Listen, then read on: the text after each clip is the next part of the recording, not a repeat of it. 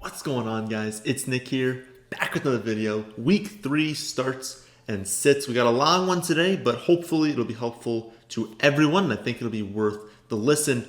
And a note on the length. You guys know that there's timestamps in the description of every video, but also it's on the video itself. So if you hover over that bar at the bottom of the screen, then you're going to see what player or what team in this video that I'm currently talking about, how long I'll talk about them for, and then what teams and what players are coming up, and you just click through the timestamps on that bar. So I don't think many people know about that, but if you did know, just a reminder, you can skip through wherever you want. But we're going to start this video off, like always, with the stat of the day. Yesterday's stat. Who currently leads the league in evaded tackles? The answer was Josh Jacobs, and Hoddard was the first to get that one right.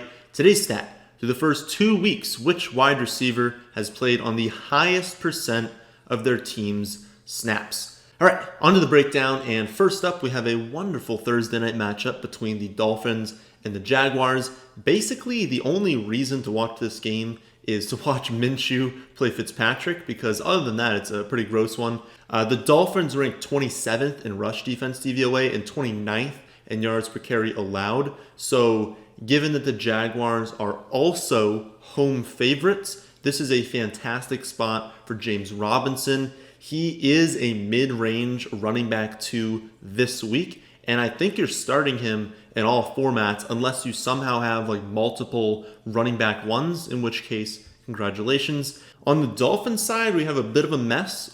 Jordan Howard seeing 0.8 yards per carry right now, while Breda is getting like 6 touches per game. Howard's fallen into the end zone a few times, but neither of these guys are someone you should be relying on, and really I would just leave both of them on free agency.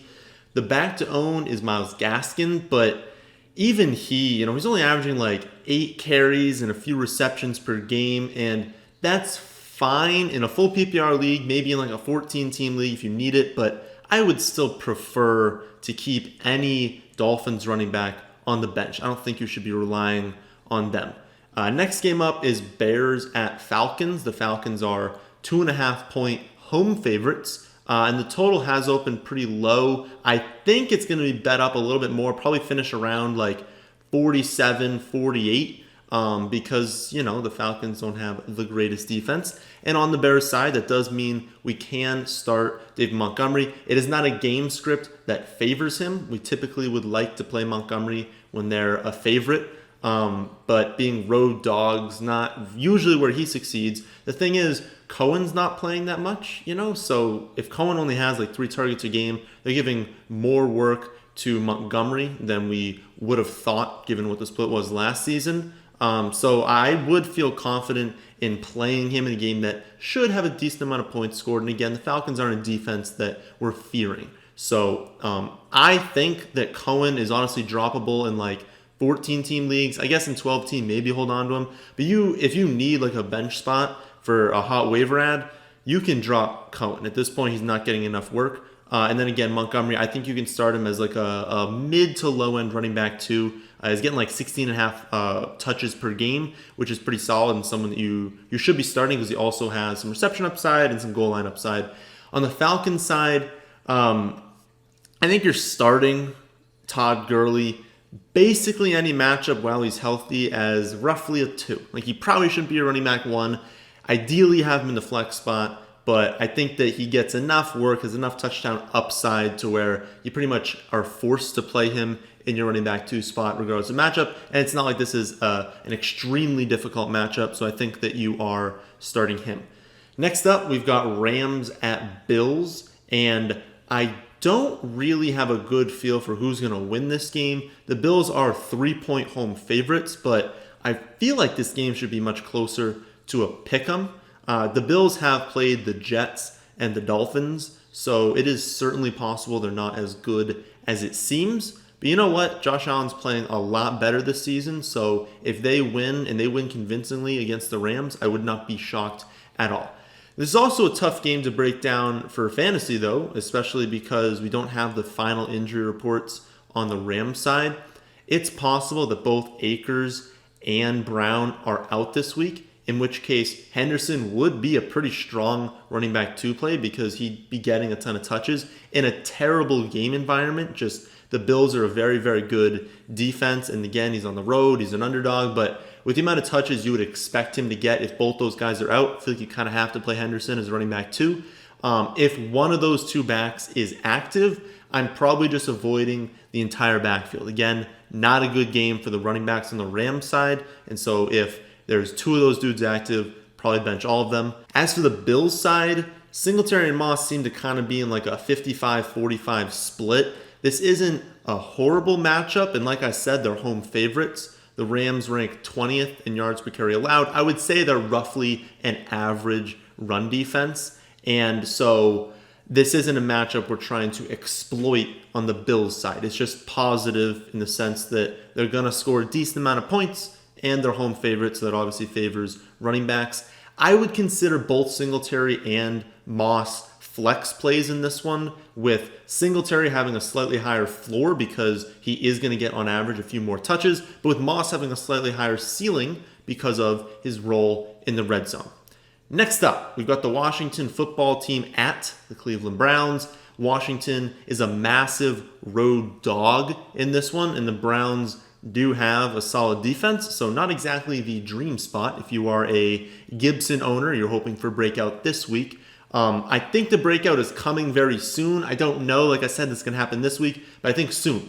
Every single week they seem to be increasing, or they at least want to increase his snap share, his touch share. He went up 36% more of a snap share last week, 30% more of an opportunity share among the running backs.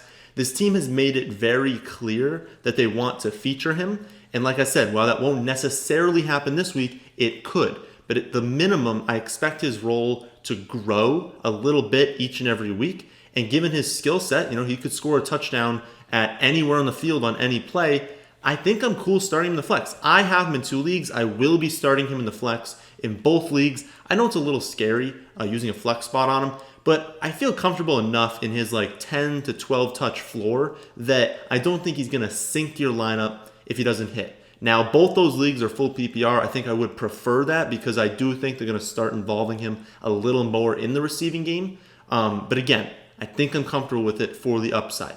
As for the Browns, this is another week that sets up well for Chubb. You always want to play him when they're roughly touchdown favorites, especially at home. And while Washington does have an elite front 7, Chubb is going to get enough touches to be worth starting. And then I really do think you just have to start Kareem Hunt as a weekly running back 2 as well. Next up, we've got the Titans at the Vikings. The Titans are actually 2.5-point road favorites in this one, and the line's set at roughly 47, 48 points. The Vikings defense has been really bad so far, allowing 35.5 points per game and ranking 28th in yards per carry allowed. This is a smash spot for Derrick Henry. If he can just bust off a few long runs, he's going to have a great game. On the Vikings side, the Titans defense is better than the Vikings, but you're starting Dalvin Cook every single week, regardless of who he's playing. Raiders at Patriots is up next. The Patriots are roughly a touchdown home favorite, and the game has an average total. On the Raiders side, you always start Josh Jacobs. I don't care who they're playing. On the Patriots side, until Damian Harris returns, I wouldn't start any of the running backs. It's a massive committee. We know Sony Michel is just not good at this point. We know James White, if he plays this week, is going to get very little work on the ground. He'll get the receptions, but it's not the same offense, right? We see Cam Newton running the ball, obviously a ton more than Tom Brady did. And so there's just less total passing volume for this offense, and he's not really dumping to running backs. So James White, takes a back seat in fantasy. And then you get Rex Burkhead in there, who basically just does everything. So he takes a little bit of White's work. He takes a little bit of Sony's work. And so it's a mess. So you don't want to start any of them. I personally think when Damian Harris does return, there is a chance they choose to feature him. He was amazing in camp. He was a really good prospect. But again, we're just going to have to wait and see. Until you see Harris getting featured or anyone getting featured, just avoid that backfield entirely, especially because of the goal line. Newton only trails Ezekiel Elliott in carries inside the 5. So even if you have the running back, they get down to the goal line, Newton's taking all those carries. So the touchdown upside for everyone is capped. So again, stay away. 49ers at Giants is up next, and this game has a ton of injuries. The entire 49ers defense is currently deceased, and then we've got Mostert, Coleman, Barkley all going to be out, or at least likely out. We know Barkley's done for the season, and we know Coleman's going to miss a few weeks. As of recording this, Mostert hasn't been confirmed out, but it seems to me like he's probably going to be. That leaves Jerick McKinnon and Jeff Wilson as the running backs for the 49ers, and maybe they activate JaMychal Hasty, who had a nice camp. I know we all want it to happen, but McKinnon is just not going to be the featured back. He'll get enough work to probably be like a mid to low end running back 2 this week. But honestly, you can't trust any of the others, and I really think the others are going to get enough work to where McKinnon isn't just like a lock and load play while these other guys are out. On the Giants side, we have even more question marks. We see Dion Lewis be the featured back when Barkley goes down, but that's only because Wayne Gallman was a healthy scratch, and he was only a healthy scratch because you don't need to activate him when you have Barkley and Dion Lewis, right? Even if Barkley does go down like it happened, well, they still have Lewis, they'll still be fine. But now that Barkley is not going to be active, obviously, they're going to activate Wayne Gallman, and so those two are kind of going to split. And moving forward, they're going to use Freeman. I think Freeman is going to be the top back in this offense.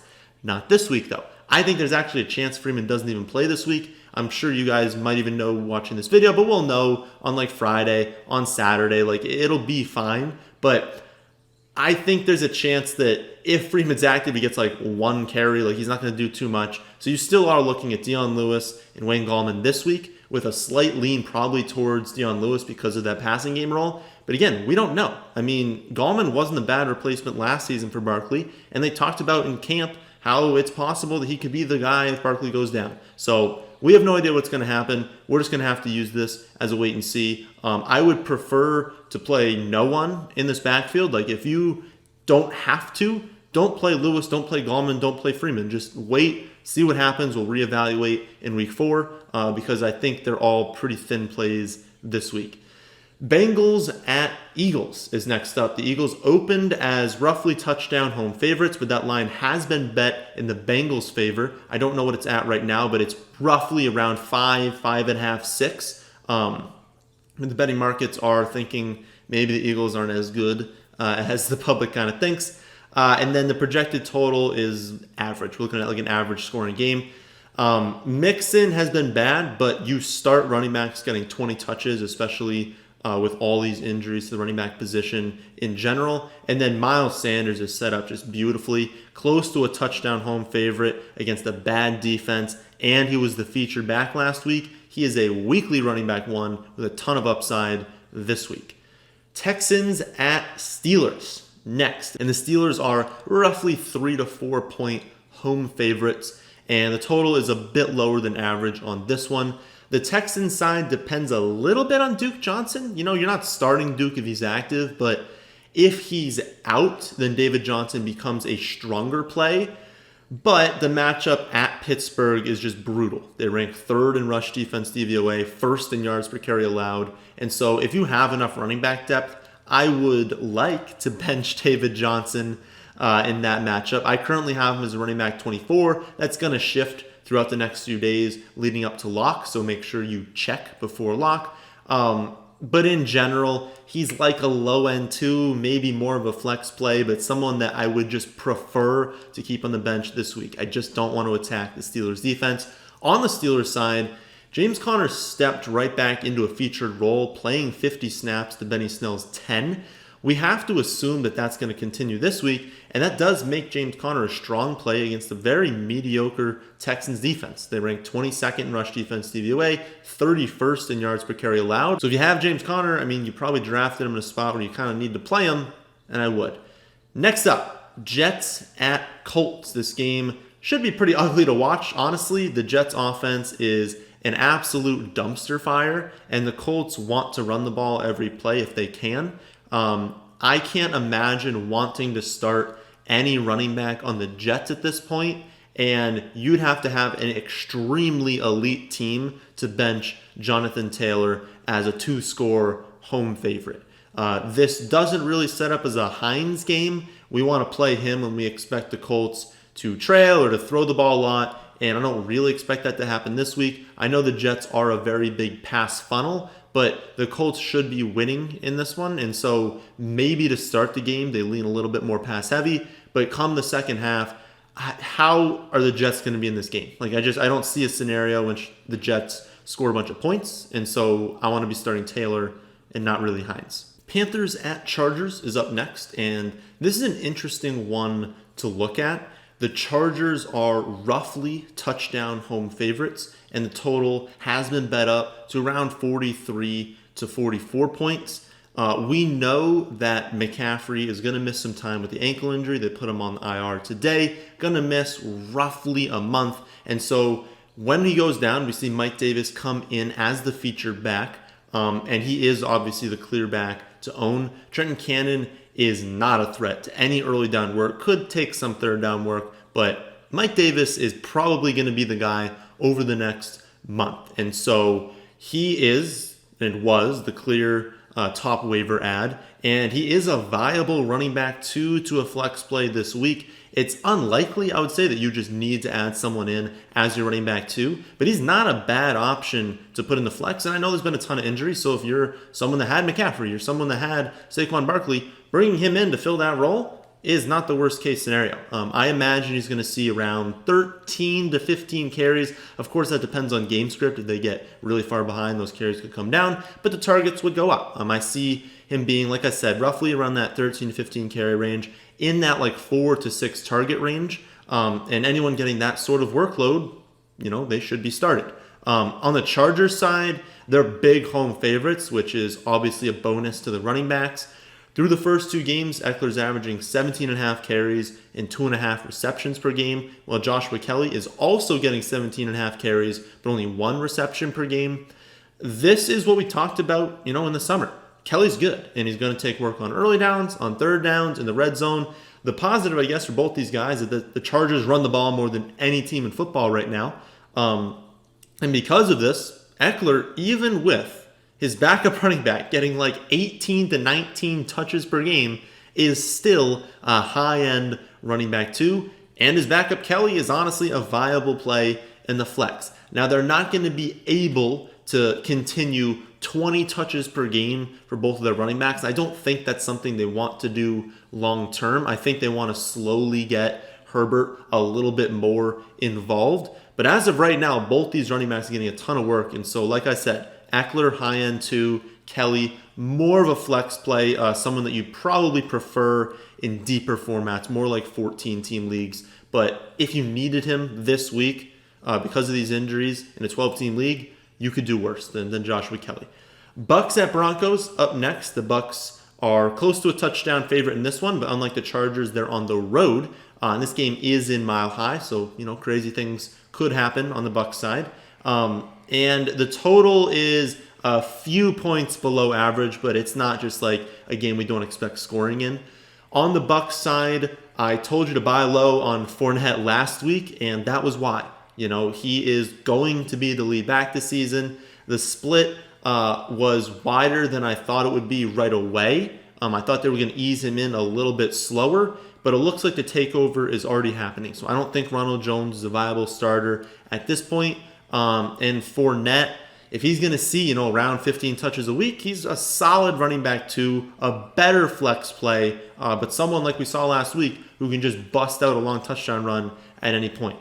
Especially against the Broncos defense that we know lost Von Miller, and they've allowed a 100-yard rusher in each of their first 2 weeks.